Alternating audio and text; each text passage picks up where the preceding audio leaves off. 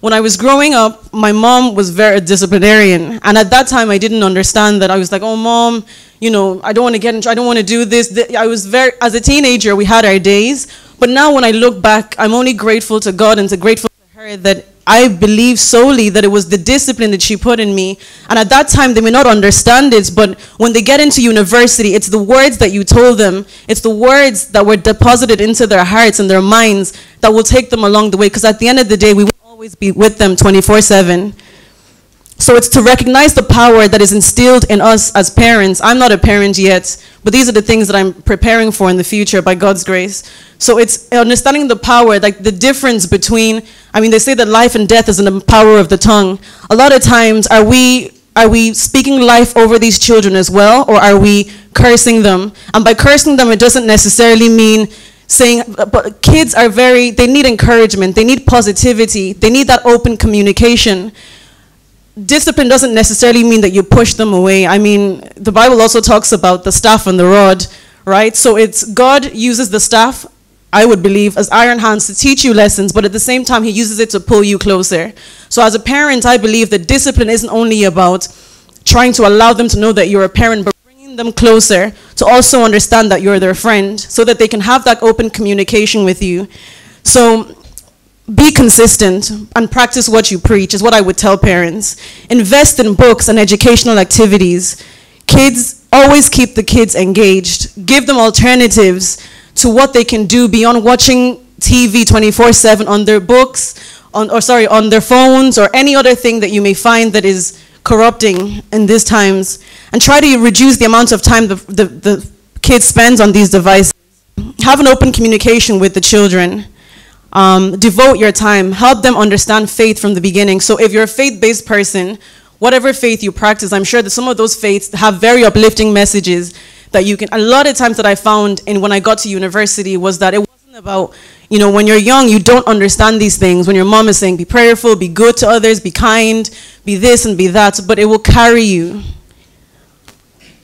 I saw a saying as well that says, it is not what you give a child, but what you leave in them that matters. Even if you're the richest parents in this room, it's not about how many gadgets you can give them to show off in class. It's not about giving them their first car before the rest of their friends. It's about what you really instill in them. It's about teaching them love and respect, self-love, self-confidence, and self-awareness, how to function independently, accountability, responsibility, understanding your child that not all size fits all. One child can be born in a certain way and maybe could be a lot shyer than your other child. And that means that the arm that you stretch out to one could be different to the way you carry the other. Be present to listen, to encourage, and to support. A healthy child is a healthy mind. And then lastly, this was something that I was going to briefly say because of politics as well. I'm not a politician or anything. But one of the things that I've also seen in the African community in terms of voting is, you know, we're kind of sitting around a lot of times and we're saying what we believe in and what we don't believe in, but when it comes to voting, a lot of us don't actually get out there and vote. So at the end of the day, it concerns the lives of the next generation, and these are the young people.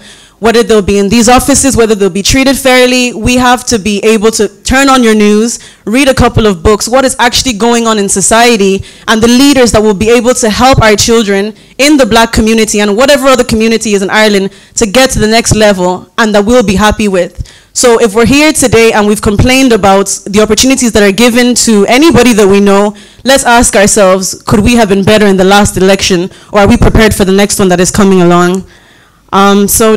Yeah, I think that is everything. Thank you very much for having me. And one of the other things I wanted to quickly mention as well, that he wanted me to add, is just some of the things that I do. So I started up a dance company in 2018, where I've been holding dance fitness classes for both the young and the old. We've had the privilege of doing a couple of events, and also charity and community work. Currently, I'm going from schools, so secondary schools, to get the kids doing some arts, get the kids to do some arts and dance, and just to get their minds off other things, to build up other leisure activities.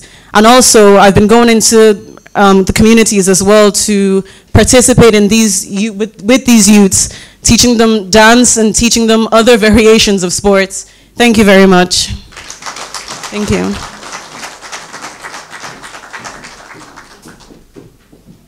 Thank you so much, Ukayy. There's so much in that speech. We definitely will have, more time during the breakout sessions to go in depth on all of that.